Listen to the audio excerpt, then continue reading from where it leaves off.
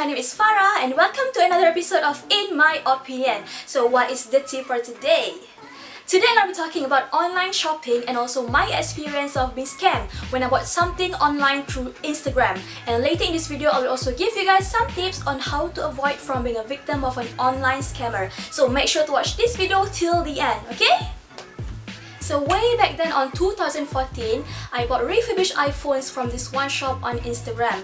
Not one but two, which is for me and also my sister. And it cost me 400 ringgit for this phone, so I paid for it.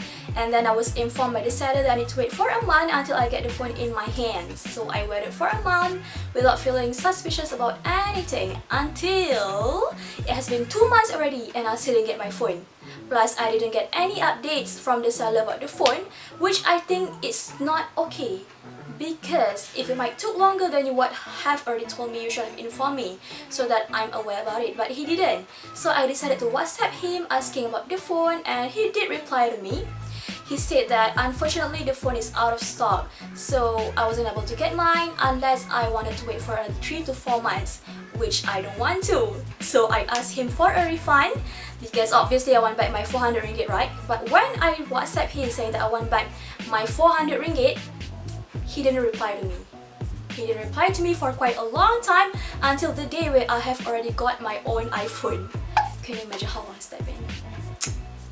So I didn't WhatsApp him for quite a long time until 5th February on 2017. I decided to WhatsApp him and ask him about the refund, about the updates of the phone and anything, and I also told him that I changed my number from this to this. I sent the payment receipt when I bought the iPhone to him, but he didn't reply to me. He didn't reply to me until I decided to send him this text. And only then he decided to reply to me. Which also means that he did read my WhatsApp before this, but he just didn't want to reply.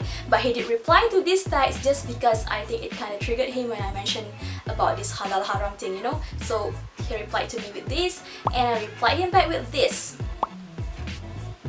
And he didn't reply to me at all after that, and I have started to give up. The reason I don't want to drag this issue to become bigger is just because it has been quite a long time already and it also only 400 ringgit, which is not a big amount for me, at least during that time, so I just decided to let it go. But I did tell my friends about this Instagram shop, and also I spread about this on my social medias like my Facebook, my Twitter, about this. Not because I want to tutup period nasi of this seller, but I'm just hoping that other people doesn't become a victim just like me, and I'm also hoping that the seller knows that what he did is very irresponsible and very inadequate of him as someone who is doing business. So I hope that he will stop doing this someday, please. I've bought many things online and I've been observing this online shopping pattern, and one of the most helpful tips I can give to you guys to avoid from being an online victim scammer is that before you click the add to cart button or before you make the payment, it is obligatory for you to make a research about that shop first. So how do you make a research? You can go to any of the social media like Facebook, Instagram, but most preferably is Twitter. You can go to Twitter and then you go to the search box and you search for that shop names. So like say the shop name is Shoes Valley, and then you can see all the tweets that I'm mentioning about that shop. And you can see what people have to talk about that shop, whether it have good or bad services, whether it's a scam or not, whether the item arrived the way you expected it, like anything. Just like how people will see my tweet when I tweeted about that shop that I bought the iPhone with, so they will try to avoid to buy from that shop because it's a scam, right? So this is especially important when you want to buy something that is costing you a lot of money, so it is very helpful and very important, okay? Remember guys, be a smart shopper, and thank you for watching. I'll see you guys in the next video. Bye!